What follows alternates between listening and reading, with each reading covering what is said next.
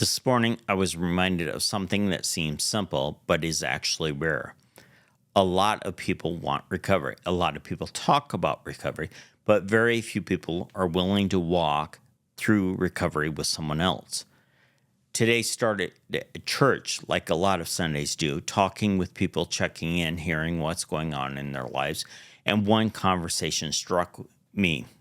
There's someone who might want to go through a step study. That's a real commitment, about 90 minutes every week for 6 months, and sometimes even a year.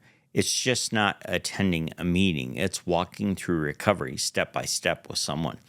What surprised me was this person has a strong background in the Bible and a strong background in recovery, but no one had ever asked them to do a step study before. In fact, they didn't even know what a step study was. And honestly, the more I think about that, the less surprising it becomes. Because walking with someone that closely requires time, patience, and a willingness to stay when things get uncomfortable. And that's not always easy. Now, later today, I got a message from someone asking for help. First, it was gas money, then it was clippers for his dad. And when I tried calling him, he didn't answer at first. And I'll be honest, my first thought was that it might be a scam. That's just the world we live in sometimes. But later he called back. Turns out he's living in a shelter right now. He's not even in my area, so bringing him to my recovery group isn't really an option. But I was able to help him find a group where he lives that deals specifically with the issues he's facing. And that moment reminded me of something important.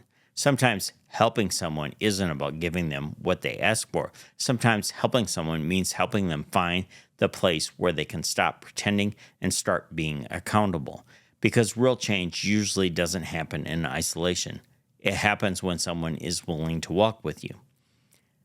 So today wasn't about doing something big. It was about being available, having conversations, answering a call, pointing someone in the right direction, and maybe stepping into a commitment that could last a year, walking through recovery with someone who's ready to take it seriously.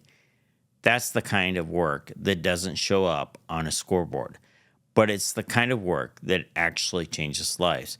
And honestly, it reminds me how many people out there are carrying struggles we can't see. Every person you talk to might be walking through something, which means sometimes the most important thing you can do is just show up, and you can do it one day better.